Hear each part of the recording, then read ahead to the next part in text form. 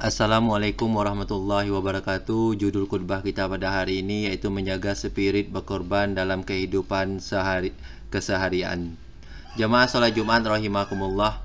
Pada kesempatan istimewa, namun singkat ini saya berwasiat kepada diri dan jamaah semuanya untuk terus berupaya meningkatkan takwa Allah. Caranya adalah dengan menjalankan perintah dan menjauhi yang dilarang. Dan ketahuilah bahwa bekal terbaik menghadap Allah Subhanahu wa Ta'ala adalah dengan takwa. Hadirin yang berbahagia, perayaan Idul Adha selalu menjadi momen spesial bagi umat Islam sedunia. Setidaknya ada dua hal pokok yang selalu menonjol dalam momen tersebut. Pertama, ibadah haji.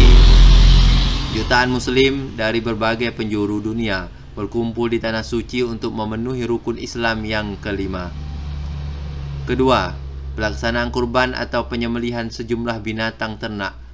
Kesempatan ini sangat bentuk solidaritas kepada kaum fakir, miskin, kerabat, dan tetangga sekitar dengan berbagi daging sesembelihan.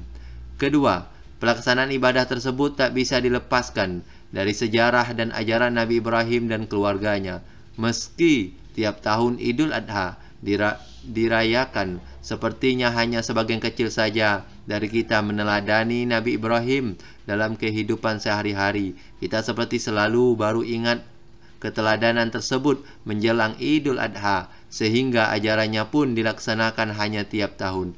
Padahal esensi ajaran beliau, terutama soal berkurban, memiliki makna yang luas dan bisa diterapkan dalam jangka waktu tak terbatas. Jamaah Jumat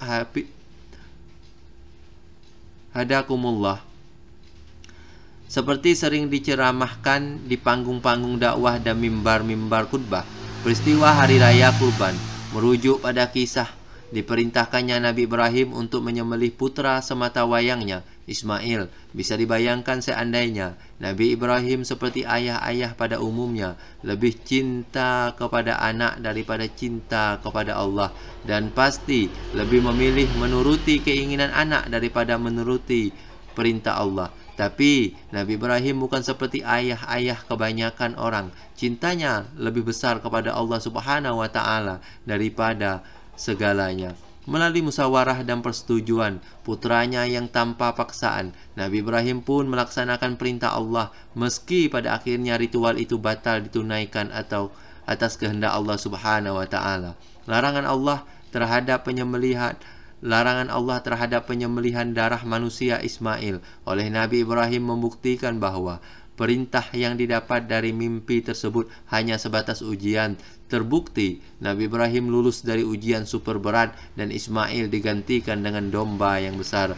Jamaah rahimakumullah, ada pesan menarik dalam kisah Nabi Ibrahim dan keluarganya ini. Cerita tersebut menunjukkan bahwa tak ada harta paling sejati dan paling mahal dibanding ketundukan secara total kepada Allah Subhanahu wa Ta'ala. Nabi Ibrahim mampu meruntuhkan seluruh cara pandang hidup yang mengatakan kekayaan duniawi, termasuk anak, adalah hal yang paling utama. Dalam Al-Quran sendiri dikatakan, A'udzubillahi minasyaitonirrajim. Innama amwalukum wa auladukum fitnatun wallahu indahu ajrun azim. Artinya, sesungguhnya hartamu dan anak-anakmu hanyalah cobaan bagimu. Di sisi Allah lah pahala yang besar. Quran Surah At-Tahabud ayat 15. Hadirin rahimakumullah, kurban berasal dari bahasa Arab kurban, yang artinya pendekatan diri. Maksudnya adalah mendekatkan diri kepada Allah. Dalam ajaran Islam, kurban dilaksanakan tiap tahun dengan menyembelih hewan ternak tertentu. Oleh karenanya, kurban berhubungan erat dengan korban,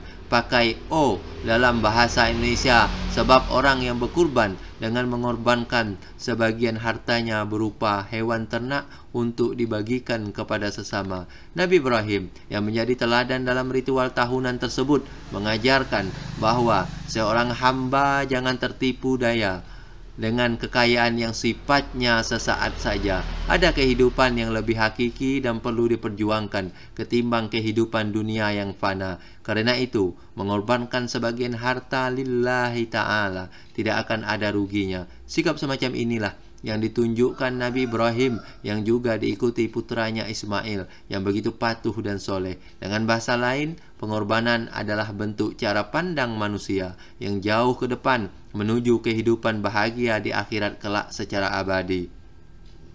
A'udzubillahi minasyaitonirrajim. Wa mal hayatud dunya illa laibu wa lahwu walad darul akhiratu khairul lil ladzina yattaquna afala taqilun. Artinya, sesungguhnya kehidupan dunia ini hanyalah bermain-main dan senda gurau belaka, dan sungguh kampung akhirat itu lebih baik bagi orang-orang yang bertakwa. Maka tidakkah kamu memahaminya? Quran Surah Al-An'am ayat 32. Kita yang sering mengaku meneladani Nabi Ibrahim dengan berkurban, sudahkah sebanding dengan pengorbanan beliau? Sebandingkah dengan semangat pengorbanan Ismail yang masih bocah? Sebandingkah dengan semangat pengorbanan istri beliau, Siti Hajar? Jemaah Jumat yang berbahagia, untuk membeli hewan kurban saja, kita kadang masih bersiasat untuk mendapatkan harga paling murah. Bahkan jika perlu membeli hewan pada bulan-bulan yang masih jauh, kita masih memilih uang kecil. Kita masih memilih uang paling kecil untuk dimasukkan kotak amal. Kita masih dengan enggan untuk melakukan sedekah. Kita masih enggan berkorban sedikit tenaga, waktu dan pikiran untuk membantu saudara yang membutuhkan. Di manakah semangat berkurban dalam kehidupan sehari-hari? Semoga Al-Fakir dan jamaah sekalian dapat menghayati dan menerjemahkan pesan kurban dalam kehidupan sehari-hari secara maksimal. Amin ya robbal alamin. Sebagai penutup, saya pribadi mohon maaf apabila ada salah, baik yang disengaja ataupun tidak. Barakallahu li wa lakum fil Qur'anil azim, wa nafa'ani wa iyyakum bima fihi min ayati wa zikril hakim, wa taqabbalallahu minni wa minkum tilawatahu innahu was-sami'ul alim. Wa aqulu qawli hadza fastaghfirullahal azim innahu huwal ghafurur rahim.